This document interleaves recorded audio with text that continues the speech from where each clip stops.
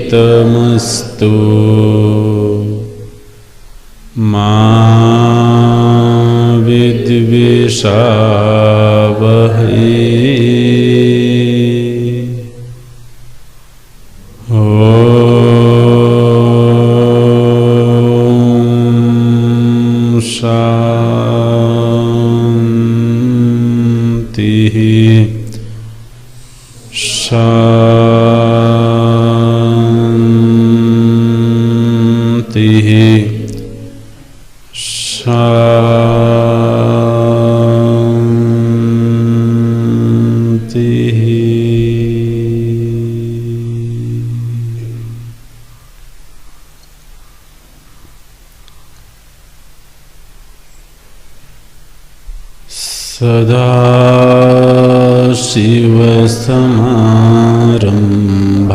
सदाशिवसमारम्भाम् शङ्कराचार्यमध्यमाम्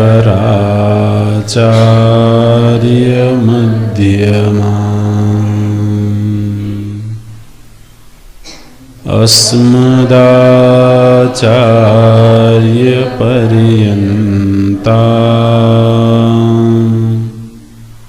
वन्दे गुरुपरम्पराम्।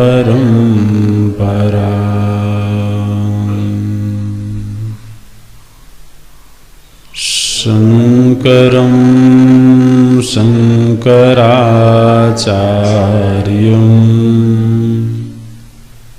केशवं बादरायणम्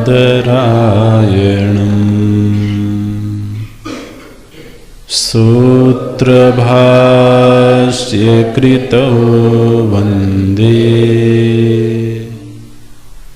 भगवन्तौ पुनः पुनः।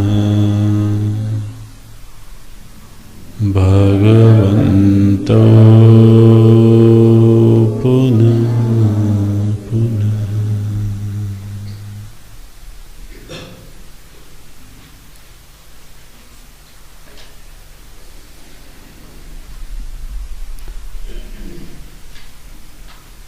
भज गोविन्दं भज गोविन्दं गोविन्दं भज मूढमते भज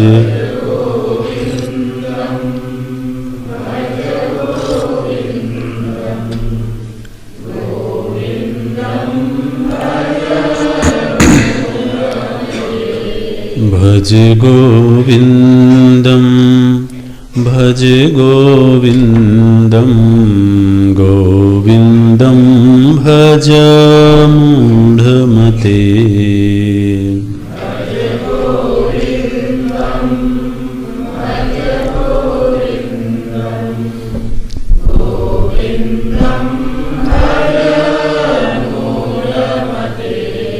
संप्राप्ते सन्निहिते काले संप्राप्ते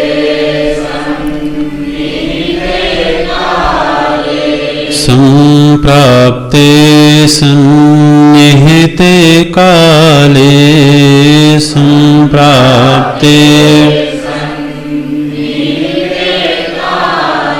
नहि नहि रक्षति डुकृङ्करणे नहि नहि भज गोविन्दं भज गोविन्दं गोविन्दं भज मूढमते भज गोविन्दम्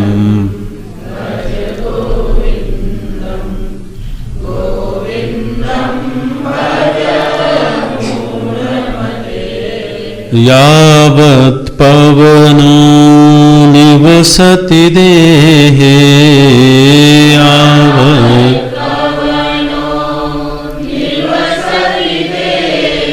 तावत् पृच्छति कुशलं गेहे तावत् गतवति वायु देहापाये गतवति वायु भार्या बिभ्यति तस्मिन् काये भार्या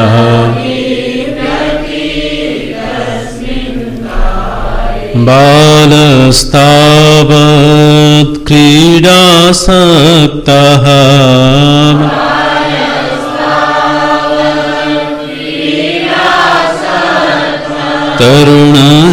तरुणस्तावत् तरुणीसक्तः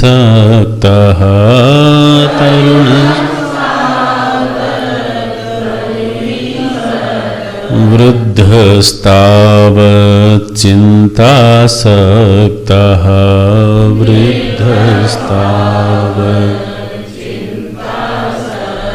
परमे ब्रह्मणि कोऽपि न सक्तः परमे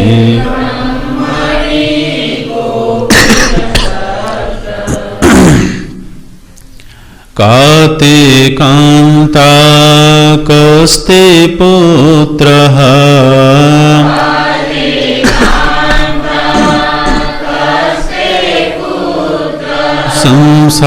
संसारोऽयम् अतीव विचित्रः संसारोऽयम्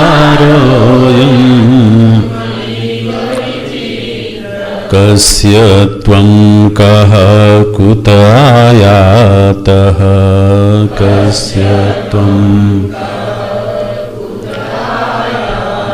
तत्त्वं चिन्तय तदिह भ्रातः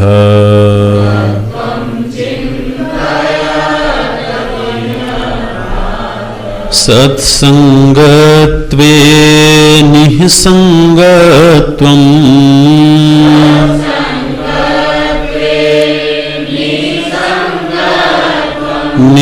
निःसंगत्वे निर्मोहत्वम्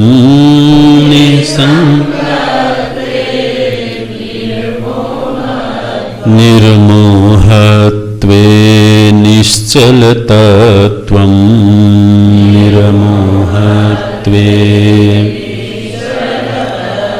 निश्चलतत्वे जीवन्मुक्तिः निश्चल वयसि गते कः कामविकारः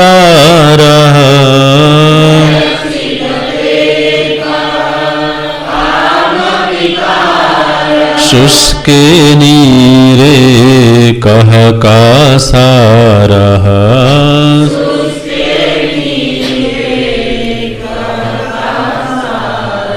क्षीणे वित्ते कः परिवारः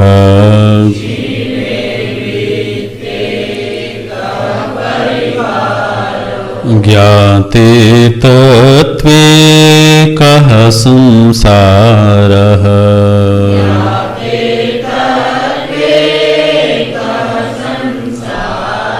भज गोविंदम भज गोविंदम गोविंदम भज मूढ़मते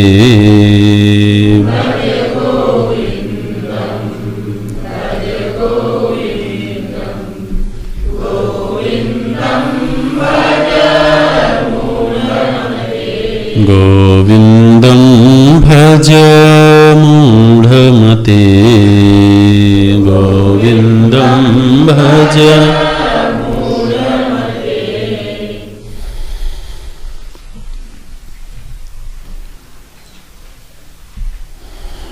परमे ब्रह्मणि कोपि न सक्तः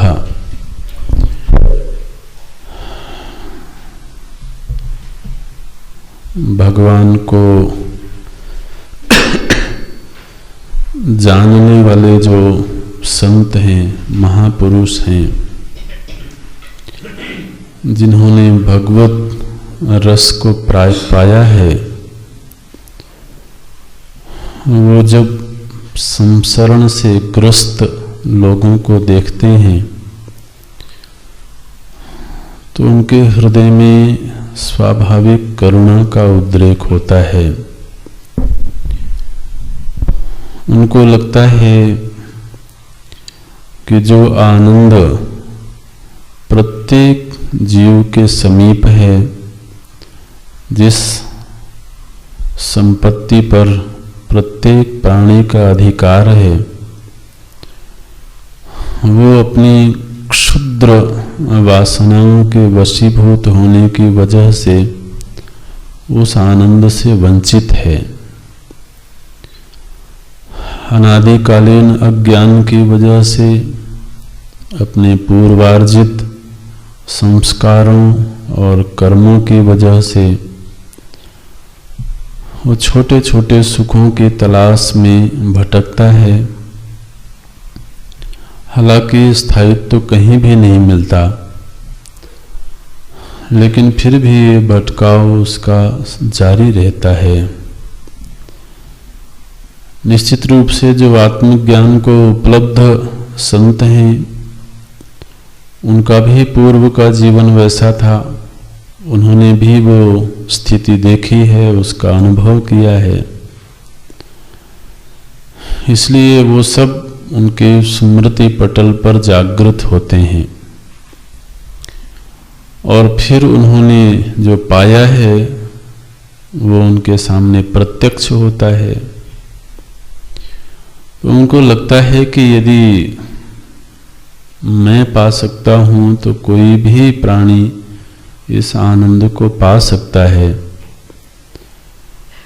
और इसी करुणा के वशीभूत होकर के वो संसार में पड़े हुए लोगों का मार्गदर्शन करने हेतु प्रवृत्त होते हैं। किसी भी ब्रह्मनिष्ठ संत का समाज सेवा करना कोई कर्तव्य नहीं है, कोई दायित्व तो नहीं है। वेद ने उसको कोई आदेश नहीं दिया है कि आपको उपदेश करना ही चाहिए, आपको लोक कल्याण के लिए प्रवृत्त होना ही चाहिए, ऐसी कोई शर्त नहीं होती है।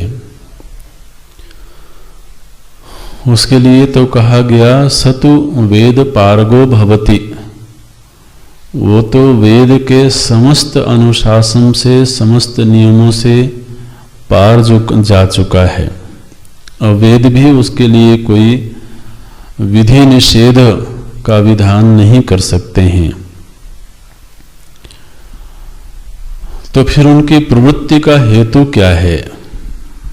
वो है एकमात्र करुणा का अभिव्यक्त होना।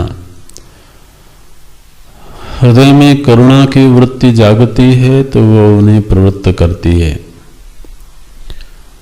वो देखते हैं समाज में लोगों की परिस्थितियों को, कई बार लगता है शायद अपने ही संस्कारों के वशीभूत होने की वजह से व्यक्ति अपनी परिस्थितियों को आमंत्रित करता है।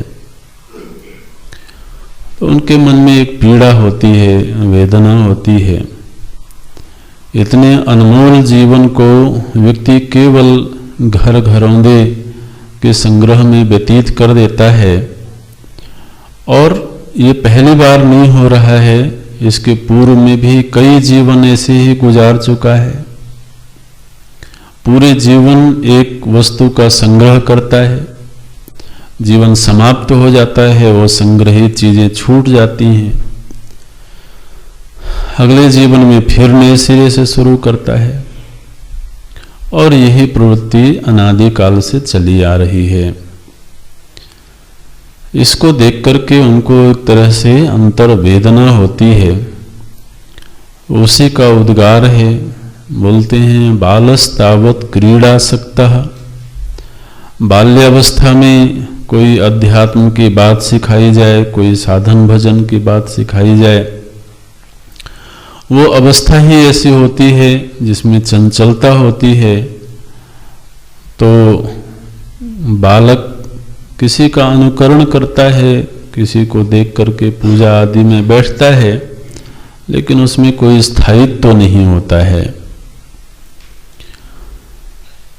युवावस्था में चूंकि संस्कार वासनाएं बड़ी तीव्र होती हैं, इसलिए उसे भोग विलास आदि के संग्रह की वृत्ति बड़ी प्रबल होती है। वृद्धावस्था में चूंकि अब धीरे धीरे शरीर जर्जर हो चुका होता है, उसे किसी के सहारे की जरूरत होती है, इसलिए चित्तवृत्ति चिंताग्रस्त होने लगती है।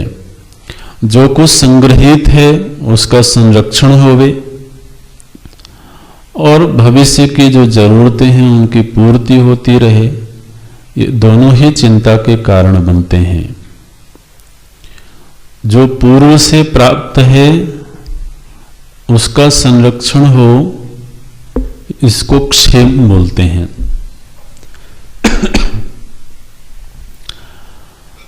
और जो अप्राप्त है, माने ऐसा तो कोई जीवन होता ही नहीं है जब कोई व्यक्ति ये दावा करे कि अब सब कुछ प्राप्त हो गया है।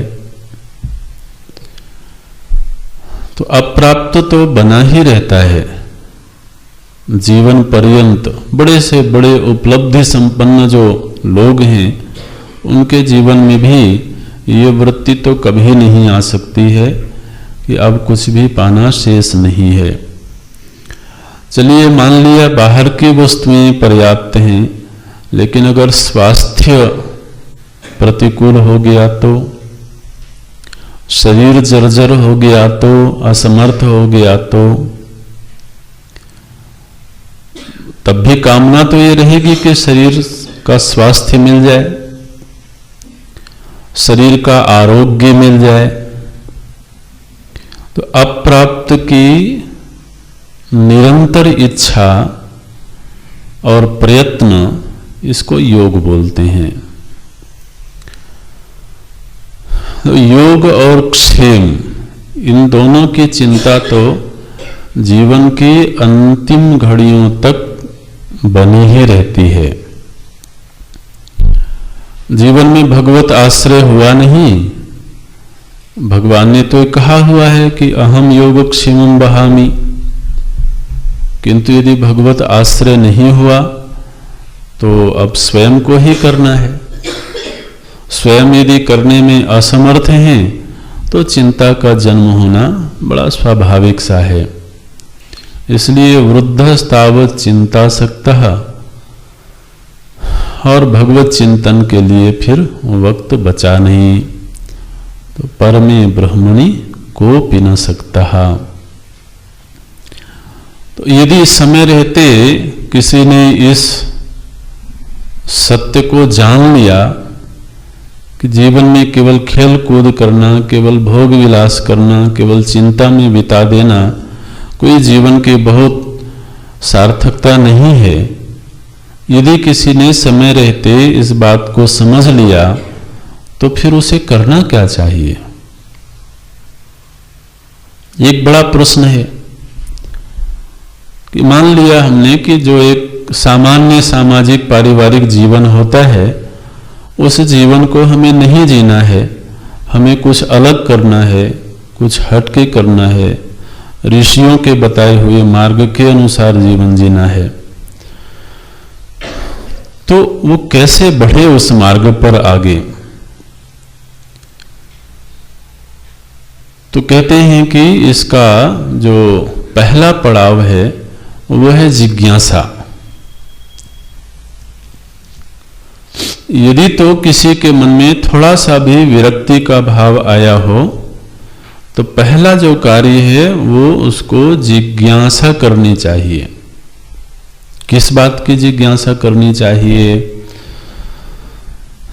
तो बोले अपने अस्तित्व के विषय में और अपने आसपास की जो परिस्थिति है, जो लोग हैं, उनकी प्रासंगिकता क्या है, इस संदर्भ में प्रश्न करना चाहिए। अगले श्लोक में एक तरह से वो जिज्ञासा के स्वरूप की ओर संकेत करते हैं।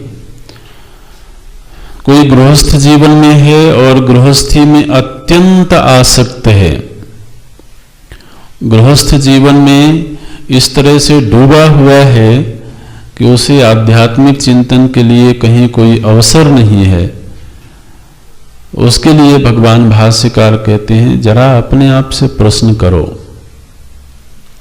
किसी और से प्रश्न करोगे तो शायद वो तुम्हारी स्थिति को नहीं समझेगा, तुम्हारी उपेक्षा करेगा, विनोद करेगा।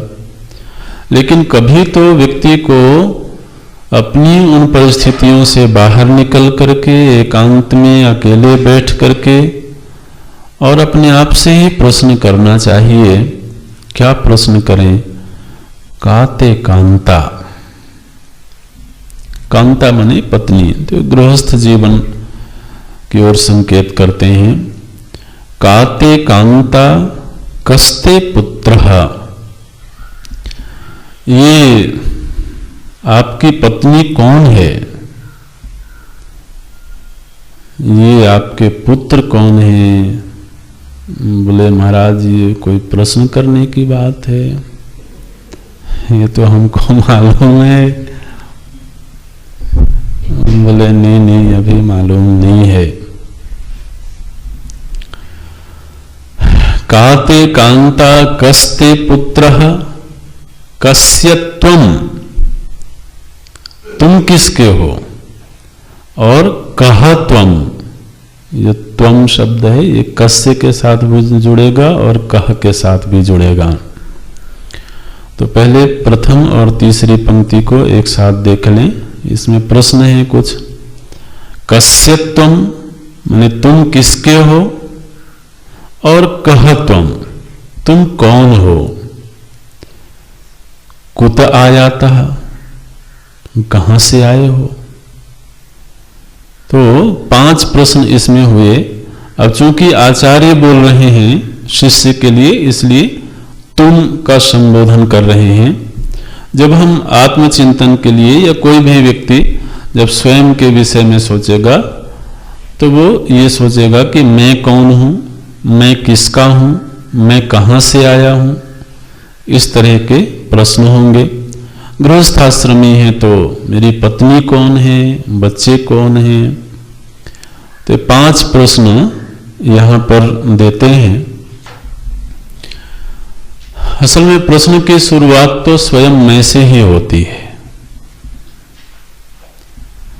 मेरे तो बाद में है। पहला तो जो अनुभव का क्षेत्र है वो मैं का अस्तित्व है। तो ये जो मैं का अस्तित्व है इसकी क्या प्रासंगिकता है? ये प्रश्न वैसे गंभीर हैं, वेदांत की दृष्टि में बड़े गंभीर प्रश्न हैं, लेकिन मैं कौन हूं इसके तात्विक चिंतन के लिए तो अभी वो व्यक्ति समर्थ नहीं है, इसलिए उसके मन में ऐसे प्रश्न आएंगे नहीं। लेकिन कम से कम ये प्रश्न तो अवश्य आ सकता है कि मेरे होने की प्रासंगिकता क्या है ना। मैं कौन हूं, इसको थोड़ा सा इस तरह से वाक्य बना लें कि मेरे होने की, मेरे अस्तित्व की, मेरे जीवन की प्रासंगिकता क्या है। क्या जीवन जी लेना ही जीवन की प्रासंगिकता है? क्या जीवन के आसपास कुछ लोगों का संग्रह कर लेना, कुछ धन का संग्रह कर लेना, कुछ वस्तुओं का संग्रह कर लेना, यही जीवन की प्रासंगिकता है? ये प्रासंगिकता सब तो आप समझ रहे होंगे। तो ये प्रश्न होना चाहिए, जिसे कभी कभी आजकल लोग पूछते हैं कि आज के जमाने में भगवद गीता की प्रासंगिकता क्या है, ऐसे पूछते हैं। पुराणों की प्रासंगिकता क्या है, शास्त्रों की प्रासंगिकता क्या है? तो भैया पहले ये पूछ लो अपने आप से कि मेरे होने की प्रासंगिकता क्या है? ईश्वरवाद की प्रासंगिकता क्या है? अरे पहले जीववाद की प्रासंगिकता का तो प्रश्न कर लो कभी। अगर ये प्रश्न आएगा तो चित्त में हलचल मचेगी। आखिर आसपास इतने सारे लोग हैं, वो सामान्य जीवन जी ही रहे हैं, ऐसी कौन सी बड़ी उपलब्धि हो गई है? लोग हजारों लोग प्रतिदिन मर जाते हैं, प्रतिदिन जन्म ले लेते हैं। तो क्या हो रहा है? सस्य में मर्त्य पच्यन्ते सस्य में बात जायते पुनः। वेद भगवान ने कहा कि फसल की भांति वो यहां पर प्राणी पैदा होते हैं, उगते हैं और फसल की भांति नष्ट हो जाते हैं। तो ऐसा तो लगता नहीं है कि इस एक सामान्य जीवन, एक पारिवारिक सामाजिक जीवन जीते रहने से कोई बहुत उपलब्धियां हो गई हैं, लेकिन कुछ ऐसे भी हुए हैं इतिहास में, कम से कम वर्तमान में भी हैं, जिनका होना जैसा लगता है। तो इस जीवन की प्रासंगिकता क्या है, ये प्रश्न उठेगा तो व्यक्ति फिर उस सामान्य जीवन में बहुत लंबे समय तक रह नहीं पाएगा। फिर वो विह्वल होगा, खोज में निकलेगा। ये जिज्ञासा का रूप बने। हालांकि शास्त्रों ने तो ये कह दिया कि ये जिज्ञासा भी भगवत अनुग्रह से ही किसी किसी के हृदय में आती है।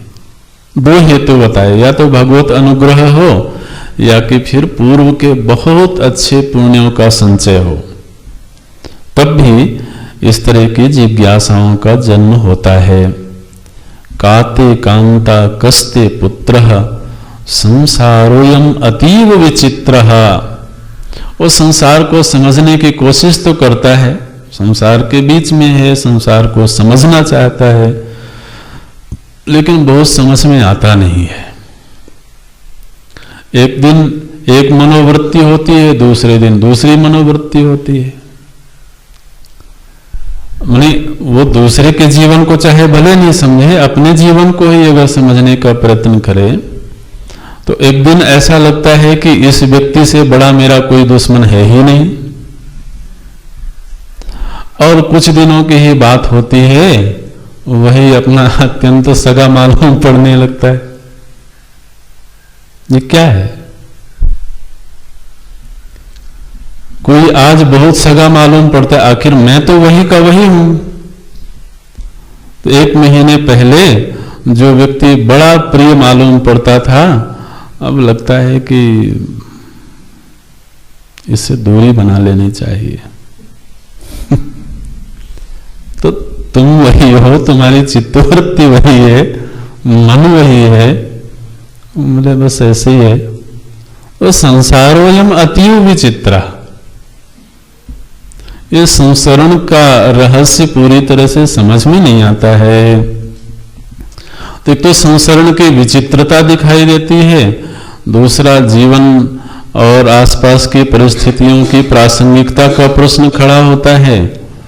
तो फिर भगवान भाष्यकार खुश हो जाते हैं, बोले बस ठीक है, अब सही रास्ते पर चल पड़े हो। तो क्या करें? बोले तत्वं चिंतय तद इह भ्रातः हे भ्राता, अब देखिए उसको भाई बोलने लगे। बोले अब तो तुम मेरे भाई हो, तुम बिल्कुल सही रास्ते पर चल पड़े हो, इसलिए हे भ्राता, इह माने इहैव जीवने, इसी जीवन में रहते हुए तुम जरा तत्व के विषय में चिंतन शुरू करो। भ्रातः तद इह तत्तत्वं चिंतय, इह तत्तत्वं चिंतय। तत्तत्व माने क्या है? उनके तत्व के विषय में, उनके माने जो प्रश्न पहले खड़े हुए थे, मैं का तात्विक स्वरूप क्या है, मेरे आसपास जो लोग हैं उनका तात्विक स्वरूप क्या है, मेरा जो अस्तित्व है वो इसी शरीर से शुरू हो रहा है या इस शरीर के पूर्व से चल रहा है, इसका तात्विक रहस्य क्या है। तो इन सब के ऊपर प्रश्न करो और फिर गुरु आश्रय मिल जाए, शास्त्र का आलम्बन मिल जाए तो चिंतन करो। तो एक तरह से यहां पर इस श्लोक में ये दिखाया कि जिज्ञासा वृत्ति पूर्वक ही ज्ञान में प्रवृत्ति होती है। जिज्ञासा वृत्ति पूर्वक माने कुछ जानने की इच्छा का उद्रेक हो, उदय हो, तो फिर आगे सत्संग में ज्ञान में प्रवृत्ति होगी। कभी कभी ऐसा भी होता है कि जिज्ञासा नहीं होती है, किंतु सत्संग श्रवण करने से जिज्ञासा पैदा हो जाती है। ये दोनों ही बातें होती हैं। जिज्ञासा वृत्ति पूर्वक भी सत्संग में प्रवेश मिलता है और सत्संग मिल जाने पर भी धीरे धीरे प्रश्न आने लगते हैं मन में। तो चाहे कोई भी तरीका हो, लेकिन ये प्रश्न तो आने चाहिए। ये जब प्रश्न आएंगे तो व्यक्ति धीरे धीरे सत्संग करने लगेगा। जब सत्संग में जाने लगेगा तो क्या होगा? बोले सत्संगत्वे निसंगत्वम। संग करने से संग छूट जाएगा। ये कह रहे हैं संग करोगे तो संग छूटेगा। ये क्या बात है भाई? अरे भैया, सत्य का संग करोगे तो असत्य से संग छूटेगा। सत्य से संग होगा तभी तो मिथ्या से संग छूटेगा। अब यदि मिथ्या से बड़ा प्रेम लगा हुआ है, मोह से बड़ा प्रेम लगा हुआ है, तो फिर छूटेगा ही क्यों? प्रेमास्पद को थोड़ी ही कोई छोड़ना चाहता है, सुखद को कहां कोई छोड़ना चाहता है। यहां पर कहते हैं सत्संगत्वे निसंगत्वम। सत्संग होगा तो दो बातें समझ में आएंगी। पहली बात तो ये समझ में आएगी कि सत्संग में बड़ा सुख मिलता है। पहले तो ये समझ में आएगा, है ना।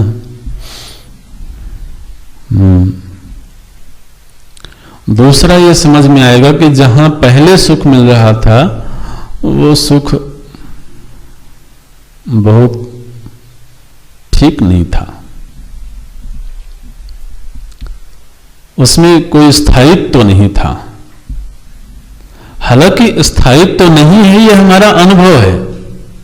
सत्संग केवल उस अनुभव को हमारे सामने ला करके खड़ा कर देता है, कह देता है, जो हम अपने आप से कई बार नहीं कह पाते हैं। अपने आप को भुलावे में रखते हैं। हमको मालूम है कि इसके साथ में रहने में कोई सुख नहीं है, कोई भविष्य नहीं है, लेकिन कई बार साथ छूटता नहीं है, तो अपने आप को भुलावे में रखते हैं। कोई बात नहीं, अब रहना है तो अकेले तो रह नहीं सकते, इसलिए लोगों के बीच ही रहना होगा, तो ठीक है।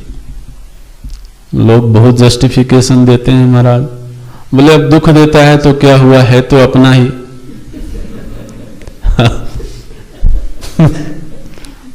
अपना है तो बढ़िया है। तो इसलिए व्यक्ति अपनी ही मजबूरियों को, अपनी ही नादानियों को जस्टिफाई करता रहता है, समझौता करता रहता है। सत्संग जो है वो चोट मारता है महाराज बुद्धि पर और कह देता है कि फिर क्यों फंसे हुए हो।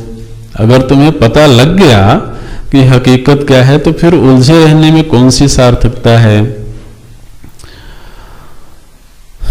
सत्संगत्वे निसंगत्वम, जो अनिष्ट हैं, जो भुलावे के हैं, जो क्षणिक हैं, उनसे असंगता की वृत्ति आएगी जीवन में। असंगता आएगी तो क्या होगा, हम तटस्थ होंगे। तटस्थ होंगे तो उन्हीं संबंधों पर चिंतन करेंगे, उन्हीं विषयों पर चिंतन करेंगे। चिंतन का परिणाम यह होगा कि उनसे जो मोह था, उनके प्रति जो गलत समझ थी, उस गलत समझ का निवारण हो जाएगा। जो जिससे ज्यादा प्रेम होता है, कई बार हम उसके विषय में ज्यादा सोचना नहीं चाहते हैं। कहीं सोचने में वो मिथ्या निकल गया तो क्या होगा, इसलिए आदमी सोचना नहीं चाहता है।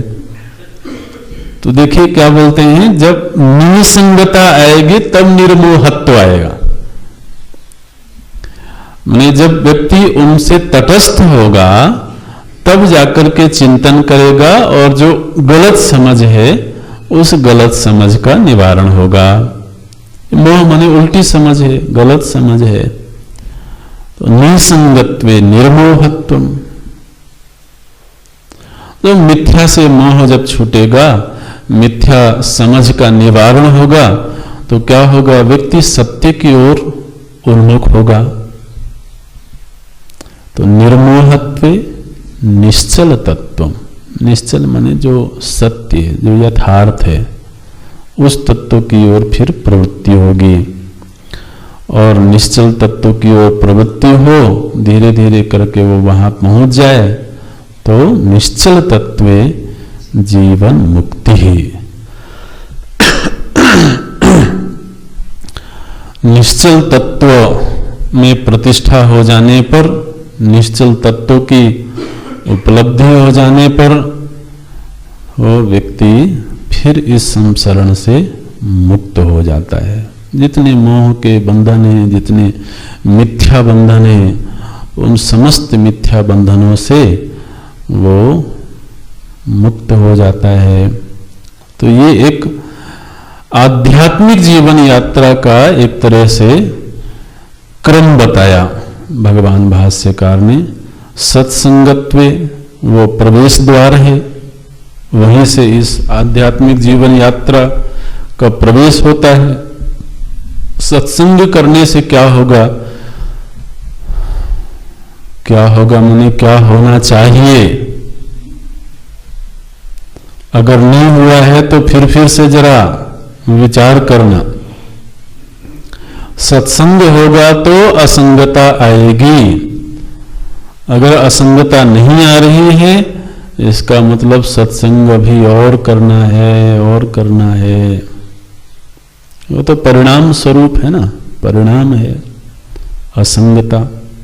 असंगता आए तो उसके विषय में चिंतन हो, चिंतन हो तो जो गलत मान्यताएं हैं उनका निवारण हो।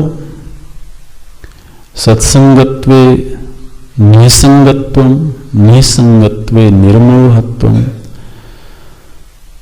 निर्मोहत्वे निश्चल तत्वम। झूठ मूठ की जो मान्यताएं हैं, जो अब तक व्यक्ति जीता रहा है, उनसे मुक्त होवे तो सत्याग्रही होवे।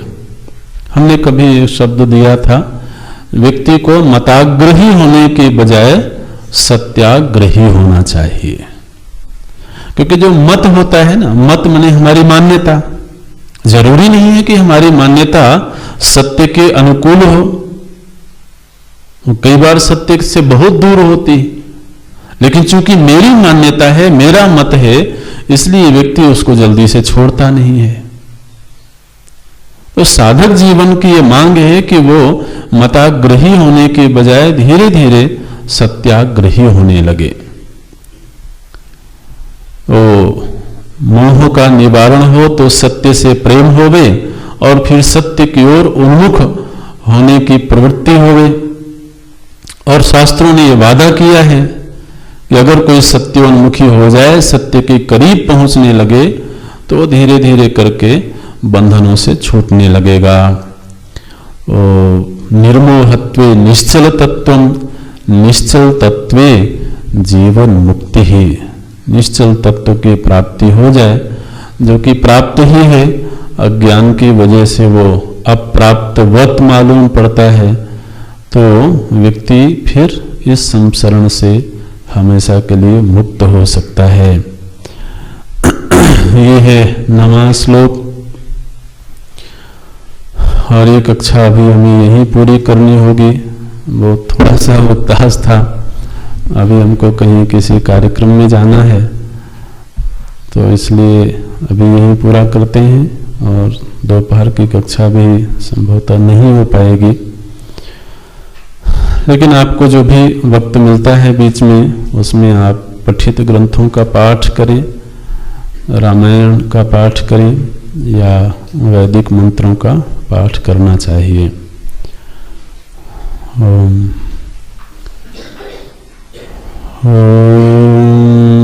पूर्णमदः पूर्णमिदं पूर्णात् पूर्णमुदच्यते पूर्णस्य पूर्णमादाय पूर्णमेवावशिष्यते। ॐ शान्ति शान्ति शान्तिः। हरिः ॐ श्री गुरुभ्यो नमः। हरिः ॐ।